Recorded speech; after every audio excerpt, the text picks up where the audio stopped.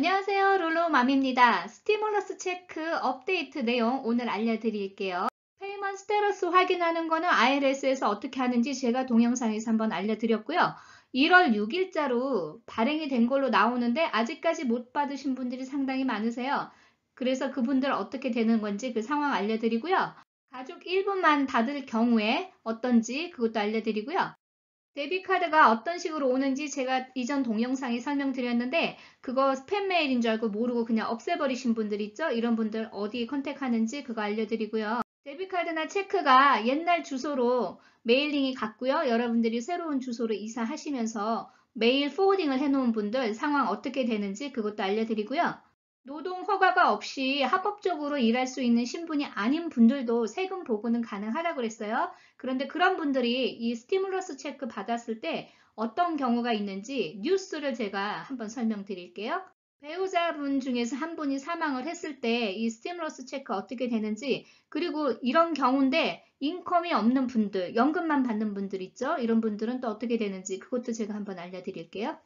많은 분들이 1월 6일 날 스티뮬러스 체크가 메일됐다라고 안내가 나오는데도요, 아직 못 받으신 분들이 많으시더라고요. 이 상황은요, 이번 주부터 데비카드로 받고 계신다는 소식을 전해주시는 분들이 상당히 많이 늘었어요. 제 개인적인 생각으로는 IRS에서 체크를 직접 발급해주는 경우도 있지만 대부분은 에이전트를 통해서 데비카드로 발급을 많이 받고 계시거든요. 그런데 이 에이전트가 데비카드를 만들고 발송을 하고 하는 하루에 일을 처리할 수 있는 한계량이 있단 말이에요. 그러다 보니까 순차적으로 발급을 해주다 보니까 이렇게 늦어지는 사례들이 발송되는 걸로 그렇게 보입니다. 늦어도 1월 말이나 2월 초 정도면은 대부분 다 받지 않을까라고 저는 예상을 해봅니다. 세금 보고를 할 때까지도 못 받거나 아니면 가족 일부만 받는 분들이 많으실 거예요. 그런 분들은 그러면 어떻게 하는지 궁금하시죠? 리커버리 룰베이트 크레딧으로 신청해서 받는 거는 아시죠? 가족 전부 못 받거나 아니면 일부만 받는 분들도 계세요. 1차 때 못 받으신 분들이 2차 때 또 안 나올 확률도 있기 때문에 그러면 세금 보고할 때 크레딧 신청으로 받으실 수 있는데요. 예를 들어서 부부와 17세 미만의 자녀를 두신 분이요. 1,200불만 받았다고 가정을 해요.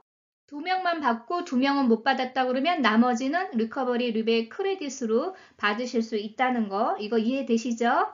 그런데 17세 미만만 지금은 지급을 해주고요. 아직 정확하게 17세 이상 부양 가족들도 혜택을 준다는 얘기는 아직 말만 나왔지 정확하게 정해진 건 아니에요. 그래서 차후에 만약에 이게 확정이 되면은 그분들도 텍스 크레딧으로 받으실 수 있어요. 근데 이거는 확정이 되면 제가 그때 다시 한번 알려드리겠습니다. 세금 보고를 할 때 크레딧으로 받는 형태이기 때문에 만약에 여러분들이 IRS에 내야 되는 세금이 있을 경우가 있어요. 예전에 세금을 안 낸 게 있거나 아니면 요번에 인컴이 많아서 더 내야 되는 경우가 있을 수 있죠. 그럴 경우에는 이 금액이 공제된 다음에 나머지만 지급이 될 수도 있어요.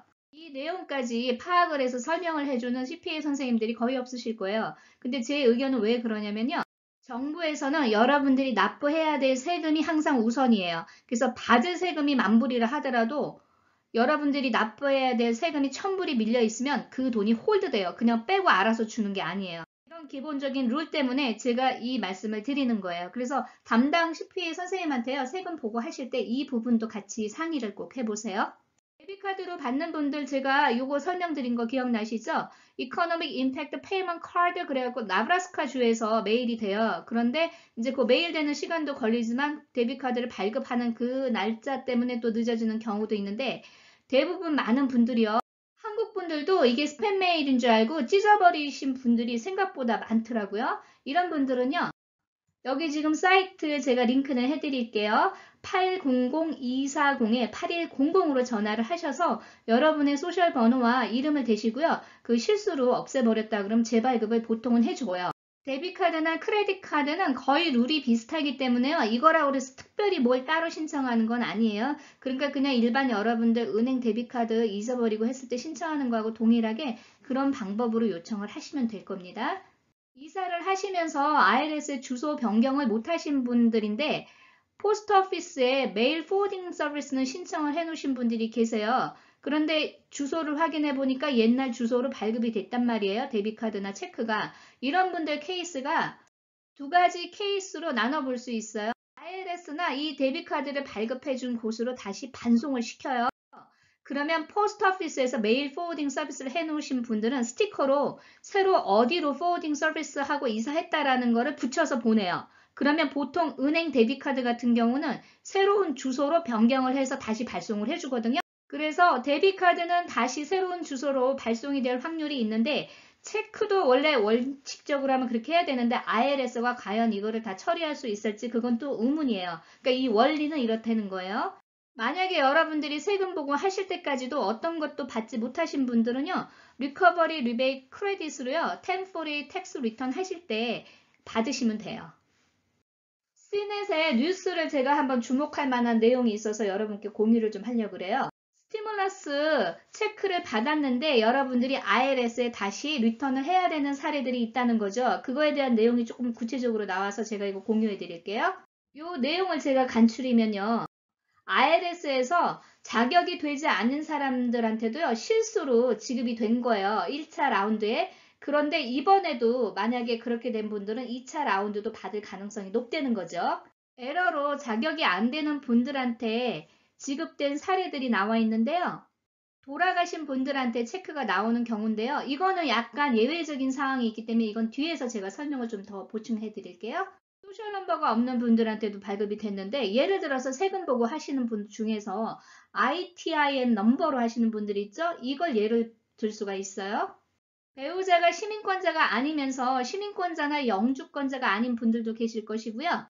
IRS에 세금 보고는 했지만은 영주권자나 시민권자가 아닌 분들도 계세요. 우회하고 밑에는 약간 다른 내용인데 즉 뭐냐면 우회 같은 경우는 그냥 부양가족으로 들어가 있는 경우고 밑에 같은 경우는 본인 자체가 세금 보고를 한 경우예요. 하지만 시민권자나 영주권자가 아닐 경우에도 지급이 된 사례들이 많았거든요.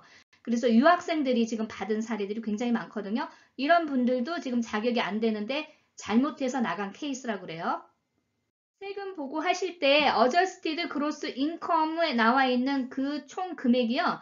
여러분들이 받을 수 없는 자격인데도 나오는 경우가 있대요. 그래서 이 관계는 여러분들 담당 회계사님하고 한번 상의를 해보셔야 돼요.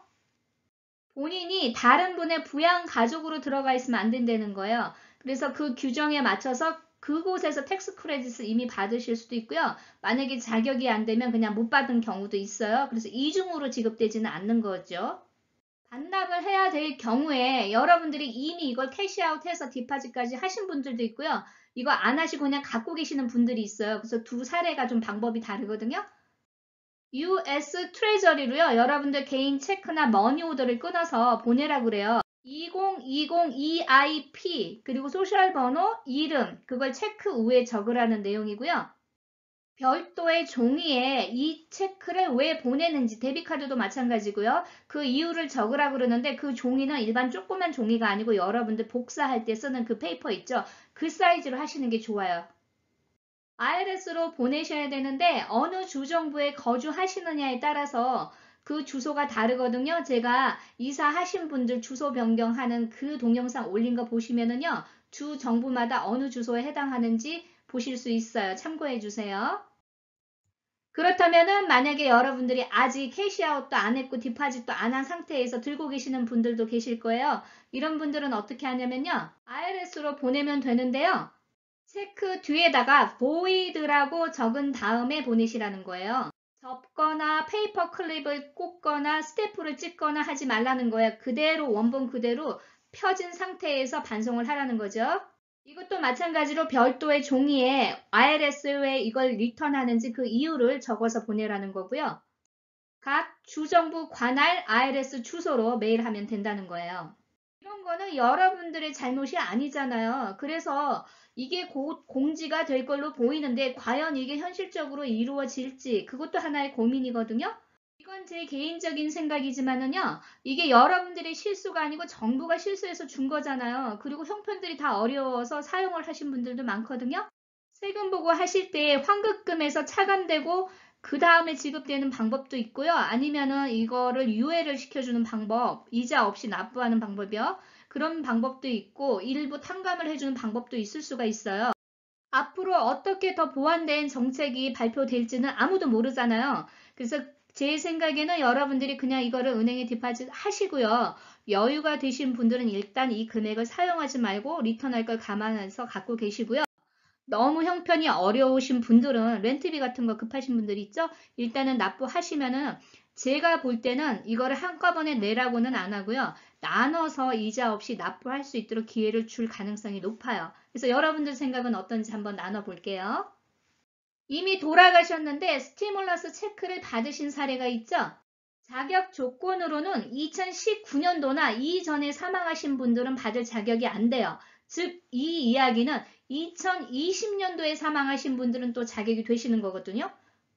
부부가 공동으로 세금 보고 하신 분들 중에서 스티뮬러스는 2018년이나 2019년을 기준으로 지급을 해주기 때문에 배우자 중에 한 분이 2019년이나 이전에 사망을 하셨어도 이 금액이 나왔을 경우에는 그 자격이 안 되는 그 금액에 대해서는 반납을 하라는 거예요. 그러니까 부부가 둘이 받았으면 반은 리턴을 하라는 내용이거든요.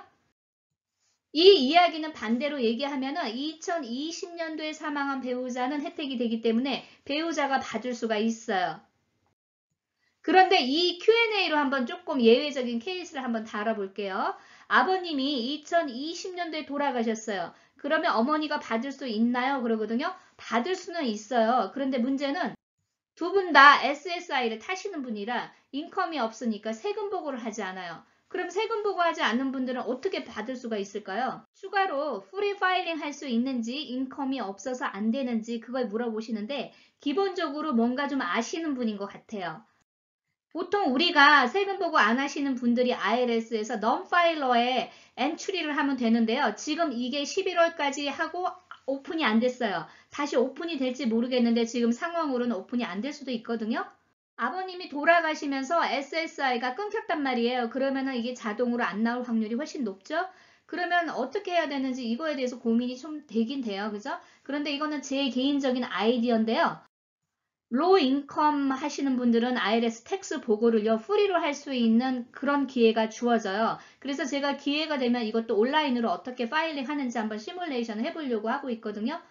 제 생각에는 그냥 인컴 리포트를 하는 게 좋을 것 같다는 생각이에요. 그래서 한 100불 정도 수입이 있다고 하고 배우자를 같이 부양가족으로 넣어서 하면 되지 않을까. 그게 제 개인적인 생각이에요. 이거는 여러분들이 회계사 선생님한테 한번 물어보세요. 근데 원리적으로는 맞아요. 왜냐면 1년에 인컴 100불 있다 그래서 정직하게 보고하고 100불밖에 안 되기 때문에 내야 될 인컴 텍스는 없어요. 다만 파일링을 하시면 그거에 대한 수수료가 한 100불이 붙을 수는 있는데 로인컴들은 또 그거 프리로 할 수 있는 방법이 있거든요. 테크니컬한 이 부분에 대해서는 극히 제 개인적인 생각이에요. 그런데 이게 안 될 이유는 없거든요. 논리적으로는. 그래서 여러분들이 궁금하시면 담당 회계사님한테 한번 이 부분을 설명을 드려서 한번 자문을 구해보세요. 이렇게 물어보시는 분들이 많으세요. 저는 시민권자인데 스티뮬러스 체크를 받을 수 있습니까? 그런데 시민권자라고 해서 무조건 받는 게 아니에요. 1040 텍스 리턴을 2018년에서 2020년도까지 하시는 분이지 세금 보고 평생 안 하시고 부양가족으로 안 들어가신 분인데 시민권자라는 이유로 지급해주는 돈이 절대 아니에요. 그래서 모든 이런 지원금들은 세금 보고를 했느냐 안 했느냐를 우선적으로 지급해주는 거예요. 이런 분들도 마찬가지로 IRS의 non-filer로 인풋을 하면 되는데 지금 이 서비스가 오픈이 안 돼요. 작년 11월로 마감이 되면서. 그러면 이런 분들은 어떻게 하느냐?